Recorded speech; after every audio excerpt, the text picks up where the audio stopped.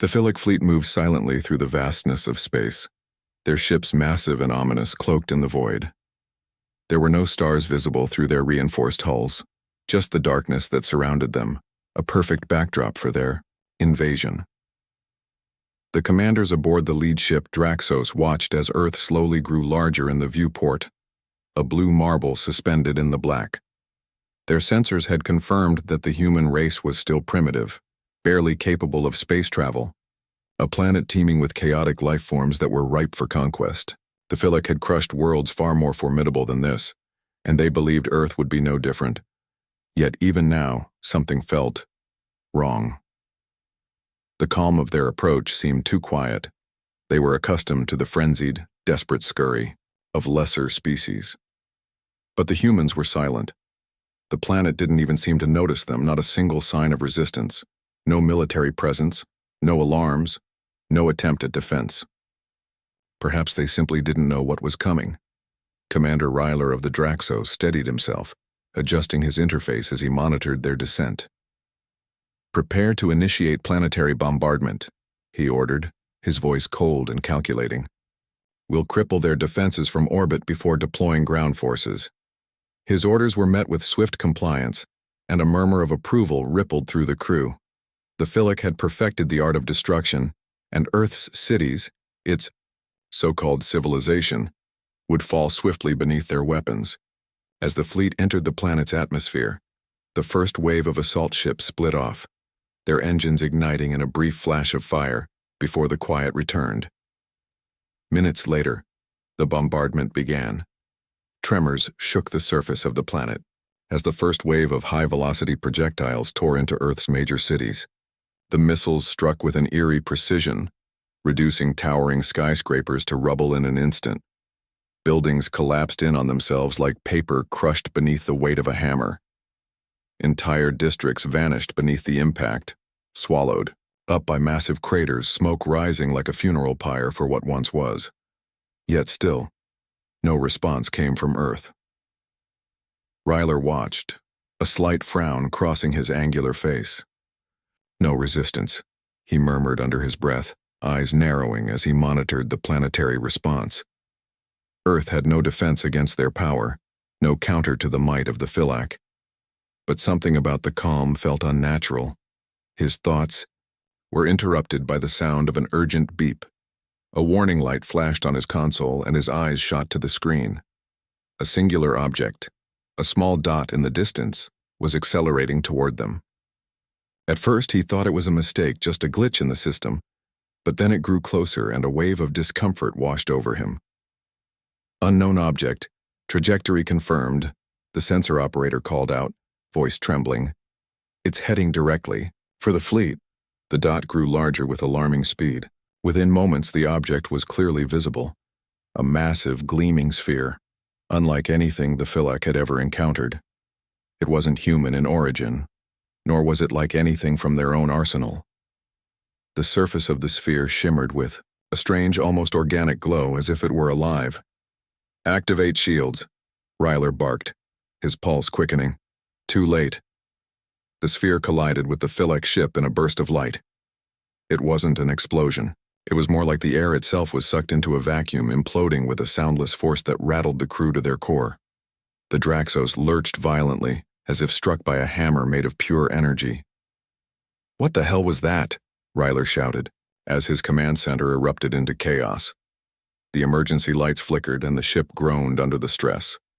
On the display, the surface of the ship was already showing signs of damage, hull fractures spreading like veins of red across the dark metal, shields down to 20%, an officer cried out. Ryler's mind raced, trying to understand. The sphere that had struck them was now hovering just a few kilometers away, rotating slowly in the sky. It emitted no noise, no signs of aggression, but the damage it had caused was undeniable. A ripple of unease spread through the command center. "What just happened?" Ryler demanded. "How did they do that?" I don't know, Commander, but I think this is just the beginning." The entire fleet was now on high alert. Ryler couldn't shake the gnawing feeling in his gut, the sensation that Earth had just presented them with something far more terrifying than they had ever imagined. What they had mistaken for a primitive world was anything but. The silence, the absence of defense, this wasn't helplessness. It was a trap. Then came the hum, low and deep, vibrating through the hull of the ship like the beat of a distant drum. Slowly, almost imperceptibly, the planet beneath them began to pulse with energy. And in that moment, Commander Ryler realized something profound. Earth was not a world to be conquered. It was a world to be feared. Haphilic fleet hovered ominously over Earth, their ships scarred and groaning from the mysterious energy pulse that had struck them. Commander Ryler stood at the center of his command deck, his eyes fixed on the strange, glowing sphere that continued to hover nearby. The feeling of unease gnawed at him like an insistent hunger. What had just happened? The energy wave had disabled their shields in an instant. The ship's systems were scrambling to compensate, but it was clear that something about Earth wasn't just hostile. It was unnatural, impossible. "We've lost control of several external systems, Commander," the tech officer reported, his voice trembling. "The pulse. It's like nothing we've ever encountered." Ryler's mind raced. Earth had been silent, distant. Its defense systems weren't supposed to be this advanced. This was not a primitive world. Before he could respond, the comms officer's voice cut through the tension, high-pitched and frantic. "Commander, you need to see this. Another wave is coming." Ryler's gaze snapped to the monitor. Through the viewport, he could see the planet's surface, specifically the massive crater where their initial bombardment had hit. At first, there was nothing, just the lingering smoke and remnants of the destruction. But then something started to move, slowly, like the stirring of some ancient slumbering beast. A low rumble vibrated through the Draxos. The ground in the distance cracked open. From the depths of the crater, enormous structures began to rise, emerging from beneath the soil like titans of metal and stone. Towering, jagged forms, their surfaces covered in alien inscriptions and mechanical tendrils, lifted out of the ground, shaking off the rubble with ease. The crew stared in stunned silence. "What the hell are those?" Ryler muttered, stepping closer to the viewport. The structures were like nothing the Philac had ever seen, part machine, part organic, and towering hundreds of meters high. They looked ancient, as if they had been buried for centuries. And now, they were awakening. From deep inside the ground, the Earth itself seemed to shift as more of these colossal constructs pushed through, each one more intricate and terrifying than the last. They were not human-made. They were too complex, too alien, and yet they felt almost alive. The rumbling continued, and a thick metallic hum filled the air. The Philac ships hovered uneasily as they realized that this was no mere defense system. This was Earth's answer to an invasion. "They're moving," the sensor officer gasped, his voice filled with awe and fear. "They're coming toward us." Suddenly, the ground below them split open even further, as if responding to a signal from the sky. Massive metal legs extended, pushing up through the soil. Gigantic, insect-like creatures, armored with thick, obsidian-like shells, rose from the cracks. They weren't animals. They were machines. Engines of war built for a singular purpose, to destroy. The first wave of them surged forward, their clawed feet sinking into the earth, leaving massive impressions in the soil. Their glowing red eyes scanned the skies, their limbs moving with unnatural precision. The mechanical beasts were clearly coordinated, as if they were part of a larger force. And then, to Ryler's horror, they began to move toward the Philac ships. "Shields up. Prepare. For battle," Ryler ordered, his voice cracking with sudden urgency. But before the command could be fully processed, the ground trembled once more, and the sphere, the one that had first struck their ship, suddenly shot upward. It shot into the sky with blinding speed, and the air itself seemed to crack as the sphere hurtled toward them. Ryler's heart skipped a beat. It was coming for them. Without warning, the sphere unleashed a brilliant flash of light, and the surrounding atmosphere shimmered like liquid. The Draxos shook violently, systems flickering as if the very fabric of reality itself had been bent. The lights in the command center went dark for a heartbeat, and when they returned, the viewports displayed the impossible. Every ship in the fleet was surrounded by a shimmering, pulsating field of energy. The alien ships began to lose control. Some veered wildly off course, their engines sputtering and then failing entirely. Others erupted in bright bursts of light, their hulls twisting as if the very air was tearing them apart. The Philic didn't know what was happening, but it was clear. Earth was not just fighting back, it was rewriting the rules of their existence. Ryler stared in disbelief. A distant part of him wondered if Earth had always been this powerful, or if it had been waiting for this moment, waiting for the Philic to make their move. The comms officer gasped, her voice shaking as she spoke.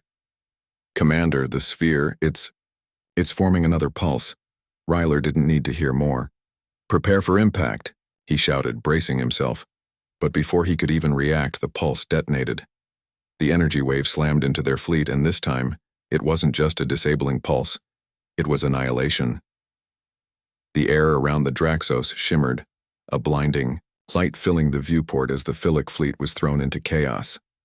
Alien ships careened through the sky like fragile toys in a storm, some exploding midair, others spiraling toward the ground in uncontrolled descent. Ryler's ship shook violently. Again, systems blaring with alarms. The hull groaned as it tried to withstand the onslaught.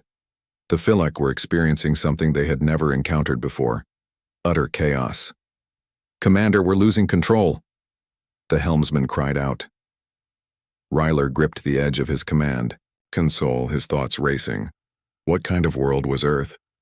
He had never encountered a species so dangerous, so unpredictable. The human race had not only defied them, it had ripped apart their entire understanding of warfare. And then, in the midst of the chaos, Ryler realized the terrifying truth. They had made a mistake. Earth was not merely a planet to be conquered. It was a living entity, and it was capable of far more than they could have ever imagined. The Philic were not the first to try and take it, and they wouldn't be the last. But no one would survive an attack on Earth. Above the smoldering ruin of Earth's stratosphere, the once proud Philic fleet was now in shambles, its warships cracked, drifting, and silent. Where order once reigned aboard the Draxos, panic had taken root. Commander Ryler's face was pale, his jaw clenched as he stared into the devastation. But even amidst the chaos, Earth was still not done. The wreckage of their fleet burned above the surface, but deep beneath the soil of the planet they tried to conquer, something else had awakened. A strange signal began pulsing through the airwaves, interfering with the fleet's communications. It was not Philic, nor human. It was older, ancient. Frequencies not heard in this sector for millennia. And woven into the static was a language, cryptic, layered, resonating with impossible precision. Not spoken, remembered. "What is that transmission?" Ryler asked, narrowing his eyes. "Is it human?" "No, Commander," the comms officer whispered. "It's pre-human. The database confirms it matches nothing in our known galactic archives." On Earth's surface, in the shattered remains of an old mountain range, the ground began to part like peeling flesh. As smoke curled into the air, a massive structure emerged. No, a machine, cloaked in dust and vines. Its edges were jagged but sleek, like a weapon too large for any single species to have forged. The mountain around it collapsed, revealing a titanic spire with humming conduits that snaked deep into the crust. Runes flared along its sides, strange, symmetrical glyphs that pulsed with light as if feeding on the energy of the Earth itself. The Draxos scanned the anomaly. The results were impossible. "This facility predates humanity," the science officer stammered. "Hundreds of thousands of years old, maybe more. It wasn't built by the humans, it was left for them." Ryler turned, dread soaking into his bones. "Left by who?" No answer came.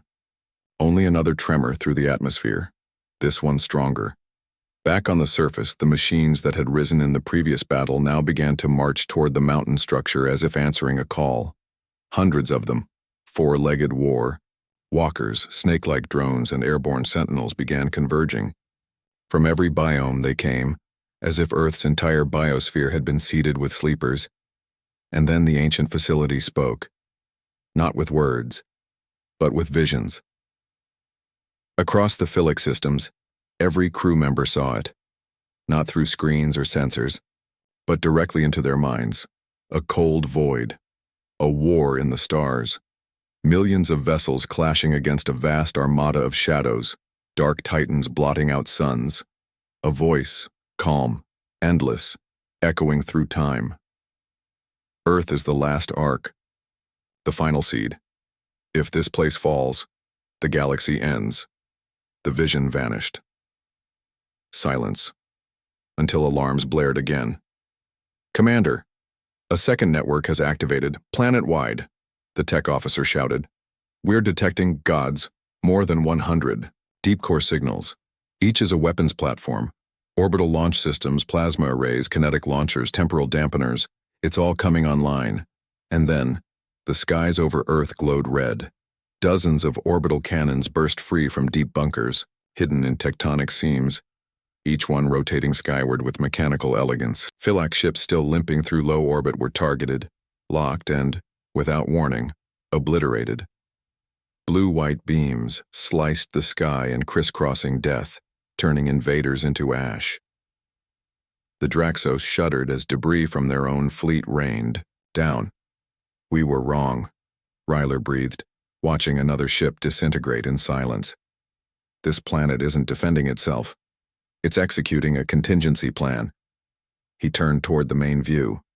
Earth loomed below, not trembling, not panicking, calculating. A slow, terrifying realization dawned on every Philic still alive. Earth had planned for this. Not this invasion specifically, but any invasion. All invasions. And the planet didn't just have defenses. It had memory, it had rage, and it had ghosts. For in the heart of the ancient facility, beyond the reach of time and war, a figure stirred, within a glass sarcophagus, a human, wrapped in metallic vines, eyes closed but smiling. Earth's oldest soldier, its last weapon, awakening. And somewhere in the back of Ryler's mind, a terrible thought screamed, this was never a war. It was a sentence. The silence after the orbital barrage was deafening, a chilling void where death had spoken louder than any war cry. The Philic fleet was broken, its remnants drifting like the bones of giants over a planet they no longer dared to touch. Inside, the Draxos, every remaining officer stood frozen, eyes locked on the surface below. In the heart of Earth, inside the monolithic structure that had risen from the ruins of a mountain, the sarcophagus cracked open. Steam hissed. The metallic vines receded like obedient serpents. The glass lid slid back with a deep mechanical groan, revealing the figure beneath. A human male, tall, scarred, forged from sinew and steel. Not asleep, not unconscious. Waiting. His eyes snapped open, pupils dilated, glowing faintly with an unnatural hue. Not cybernetic, something older, woven with nanotech not even the Philic could name. He took a single breath, and across the structure, dormant systems lit up in a cascade of energy, responding not just to life, but to command. Inside the Draxos, alarms shrieked again. "Commander," the sensor officer yelled. There's a human alive in that facility, and gods, he's accessing the defense grid directly." "How?" Ryler barked. "He doesn't even have a terminal. He doesn't need one." Below, the man stepped from the sarcophagus.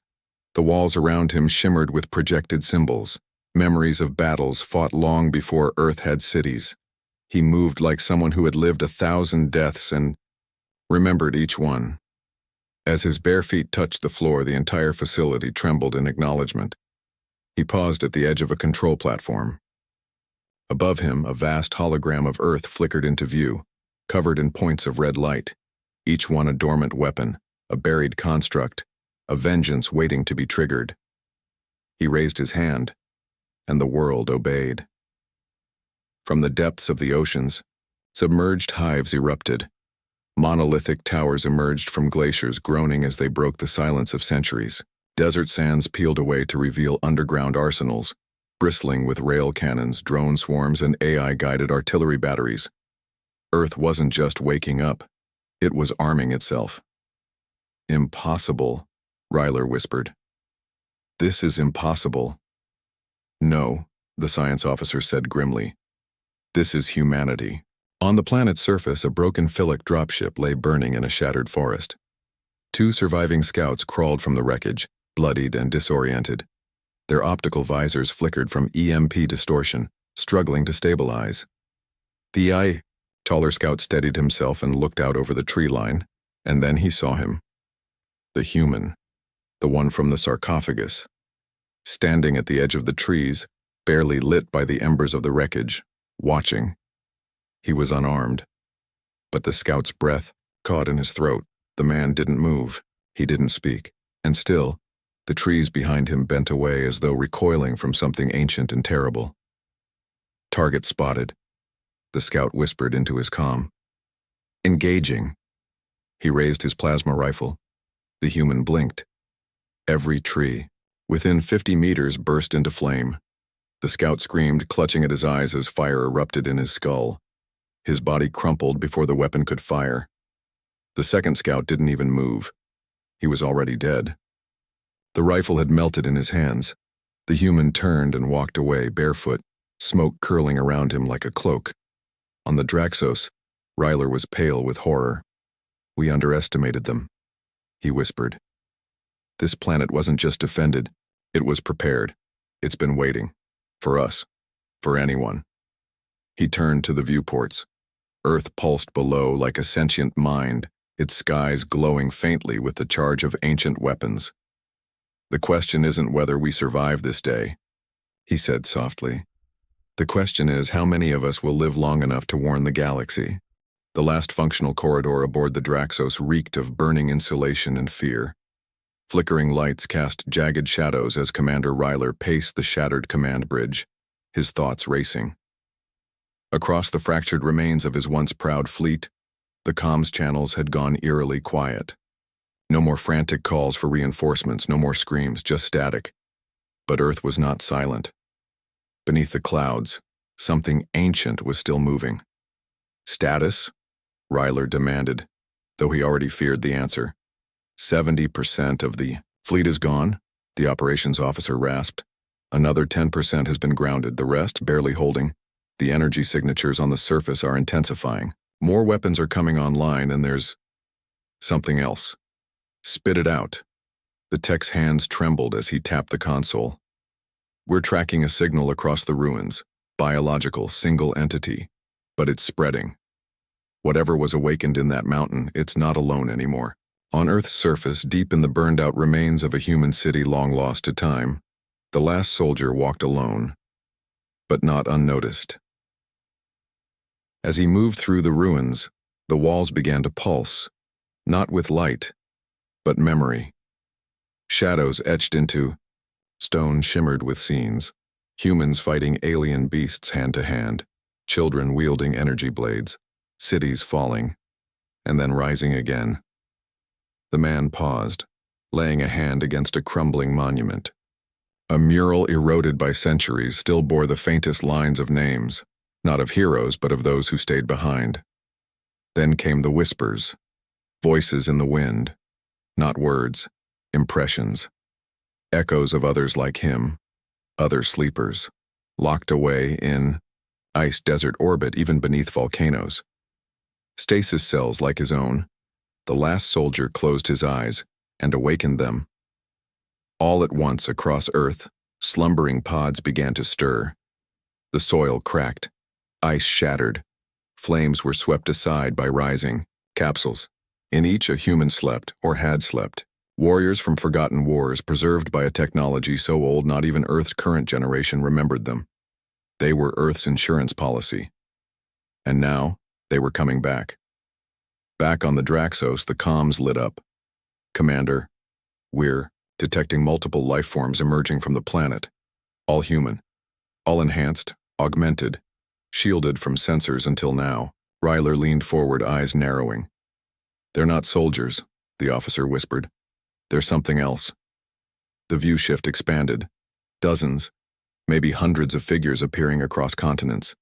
They rose from bunkers, caverns, old battlefields, and began to walk. Some carried weapons, some none at all, but all moved with the same terrifying calm. "What are they doing?" Ryler asked.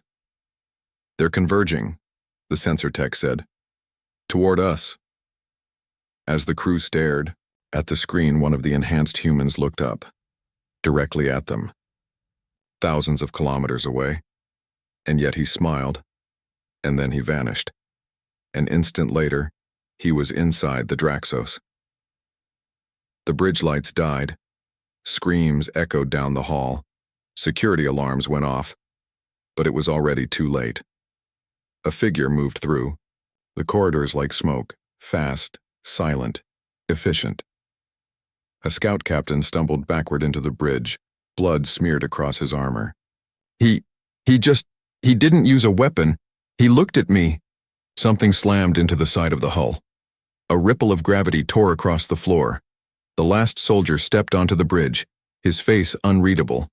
Burned scars lined his skin. His eyes glowed dimly. He looked at Ryler. "You were warned," he said softly. Ryler raised his weapon, hands trembling. "What are you?" The soldier tilted his head. "Human," he said. "Just upgraded by history." He moved faster than light. The weapon fell in 2 pieces. Ryler didn't even feel the cut until it was over. The soldier stepped past him and stared out the viewport at the wreckage. "You should have listened to your ghosts," he whispered, and behind him the other awakened humans were coming. In the shattered heavens above Earth, the remnants of the Philek fleet were no longer soldiers. They were survivors, trapped, terrified, and tumbling through a graveyard made of their own arrogance. The sky that once belonged to them now burned, red with orbiting weapons, and the void whispered secrets no species was meant to know. Inside the Draxos, blood stained the walls. The air was heavy with smoke and silence. Commander Ryler knelt alone on the bridge, surrounded by the dead. His officers, his crew, all fallen in seconds. The last soldier, Earth's ancient sentinel, stood beside him, calm, quiet, watching. Ryler clutched his wounded side, his mind fracturing. "This isn't war," he gasped. "This is genocide." The human tilted his head. "No," he said. "This is protocol." Outside, in low orbit, the judgment systems activated. 6 monolithic constructs, previously mistaken for natural satellites, shimmered into visibility. Their sleek black surfaces opened like blooming flowers, revealing titanic cores humming with unstable energy. Each one bore a single rune in a language lost to time. Not human, not alien. Universal. And each rune pulsed in sequence. Judgment, containment, memory, silence, retribution, finality. The last soldier raised his hand, and the runes flared. A deep voice echoed. Not from him, not from the ship, but from the planet itself. Judgment protocol initiated verified species. Homo sapiens, dormant awakening. Contingency, active threat response level. Extinction threshold. Verdict, retaliatory purge authorized. Across the galaxy, sensors flared to life. Empires paused mid-battle. Merchant fleets veered off course. Pirate enclaves silenced their channels. Because from Earth a signal had just been broadcast, a warning coded in the dead tongues of ancient star founders. A warning that Earth was not a cradle. It was a coffin with a hair trigger. And someone had knocked too loud. Elsewhere in orbit, the Philek carrier Torvex tried to flee, its engines burning hot as it tore through Earth's gravity well. Break orbit, Captain Liska screamed. "We need to warn the high chamber." But the stars never came closer. Instead, the skies darkened and something vast eclipsed the sun. Above them, one of the judgment constructs descended. Silent, impossibly large. Its underside opened, revealing a spiraling core of light that twisted space itself. Not a weapon, not in any traditional sense. A mirror, one that showed your species its own atrocities, one that judged intent, not action, one that delivered justice not by fire, but by memory. The Torvex crew began to scream, not from pain, but from visions. They saw every colony they had crushed, every child taken, every civilization that begged before being silenced, not just as witnesses, as participants. They felt the fear, the helplessness, the rage. Their own victims now inside their minds. One by one, they died screaming. Hearts stopped, brains hemorrhaged.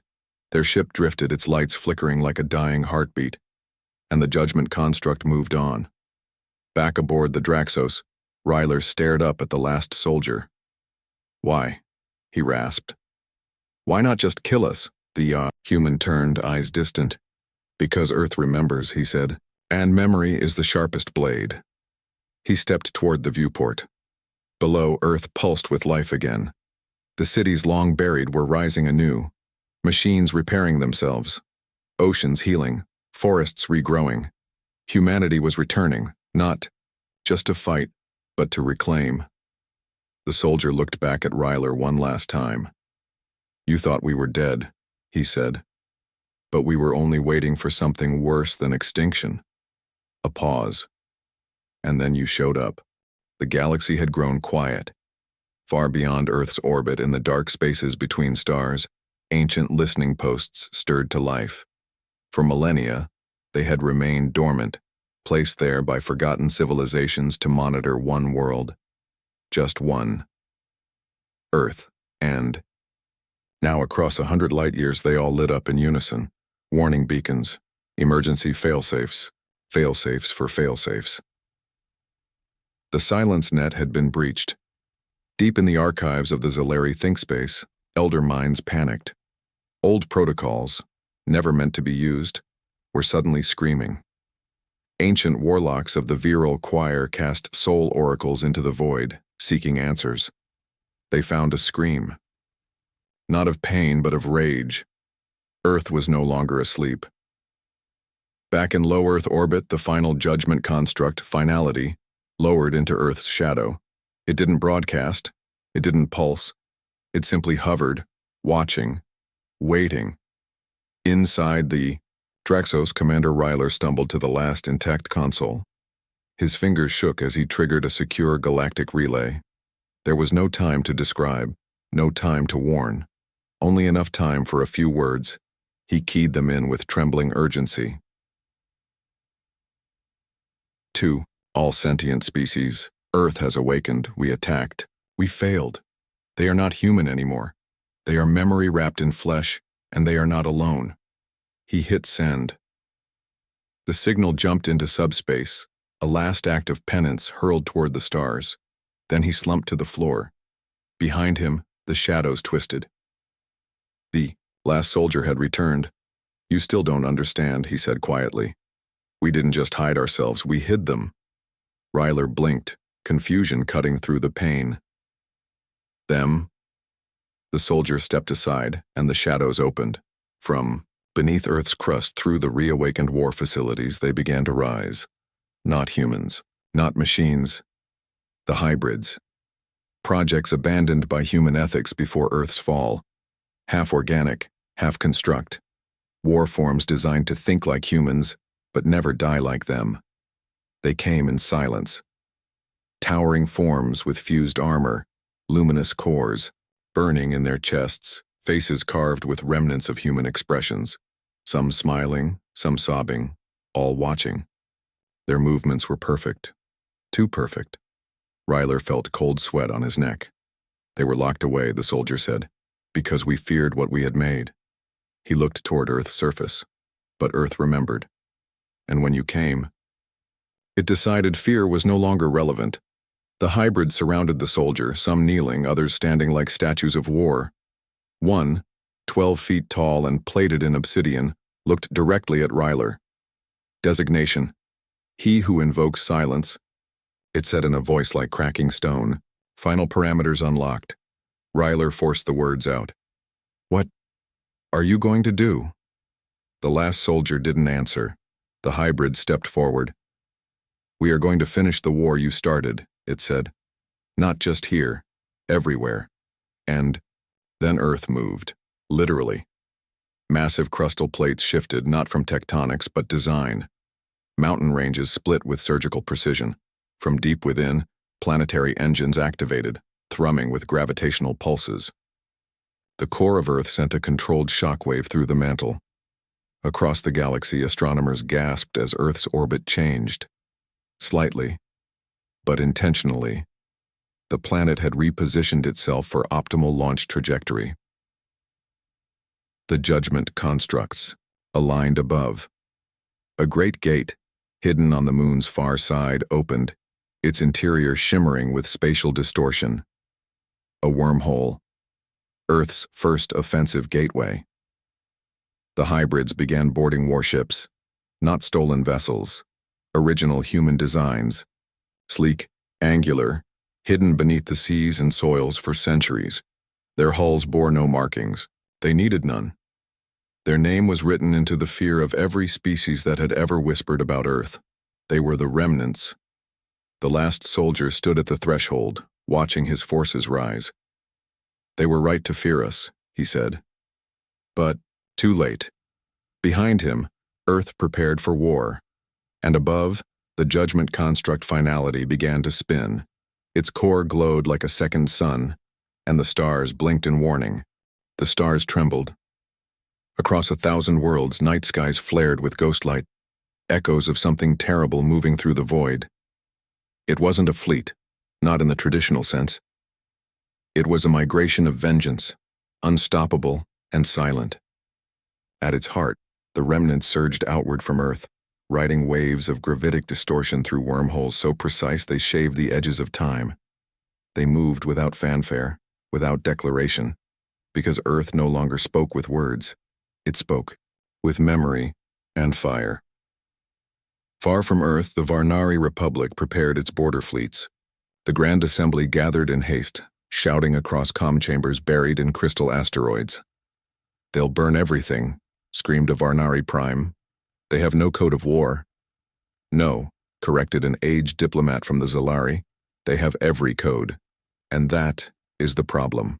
They remember all the wars, even the ones we buried." The chamber fell silent. Then the signal arrived, a transmission from a Varnari colony on Tau Zeta III. Real time. The screen flared to life, and the assembly watched in frozen horror. One remnant. Soldier, just one, walked through their strongest fortress. Alone. The walls turned to slag. Tanks crumpled like paper. Plasma cannons exploded before firing. The air shimmered around him as if space itself tried to flee his presence. Behind him, the dead did not fall. They simply ceased. The feed cut to black. Then text scrolled slowly across the void. "This is not a war of conquest. This is the memory of every empire that thought itself eternal. This is Earth remembering, and, at the bottom, run." On the bridge of the lead remnant vessel, Nostalgia's Edge, the last soldier stood motionless, his eyes distant as stars slid past the hull. Around him, the hybrids worked in perfect silence, each connected to the old EarthNet. Each dreaming of battles not yet fought. Behind them, Earth no longer glowed blue. It burned silver, veiled in shimmering defense fields, atmospheric turbines, and living storms engineered to ensure it would never again be touched. "Target locked," one hybrid murmured. "Deliver the memory," the last soldier replied. A single pulse beam fired. Half a moon vanished. No heat. No explosion. Just erasure. On a nameless moon beyond the Cyrix Veil, a group of humans stood in shadows. Real humans, not remnants. Survivors. Children of Earth's exodus centuries before. Hidden from the stars, watching from afar. They watched. The fires dance across the heavens, and one of them, young, wide-eyed, whispered, "Why are they doing this?" An older woman, gray-haired and burdened by too many truths, turned slowly. "Because the galaxy came to our doorstep," she said, "and it didn't ask questions. It assumed." She looked up at the burning horizon. and now Earth is giving them the same courtesy. Back aboard the Draxos, deep in Earth's orbit, Ryler sat alone. The ship was crippled but not destroyed, left alive on purpose. A message. He stared out at the Earth, no longer a cradle of life, but a forge of memory and war. He keyed one final log entry into the black box. To those who receive this, do not come here. Earth is not what you think. It is not conquered. It does not kneel. It remembers. And it punishes. We thought we were the storm, but we were just the breeze that woke the thunder. He sent it into deep space, and behind him a shadow stepped into the room. Tall, armored, faceless. A remnant. It placed something beside him. Not a weapon. A book. Leather-bound. Faint gold lettering in old Earth script. To remember is to survive. Then, it left, leaving Ryler with the one mercy Earth still offered, the chance to tell the truth.